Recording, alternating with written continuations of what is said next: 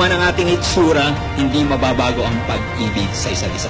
Holding hands while walking. Doon na maintain yung closeness nila sa isa. Yung sweetness, yung love, romance, intimacy with each other na maintain dahil nga po sa kanilang spiritual companionship. Hindi lamang physical companionship, but above all, na nagno-nourish, nagre-refresh, nag-strengthen, at inspiration ng kanilang pagsama mag-asawa ay ang spirituality ng bawat isa.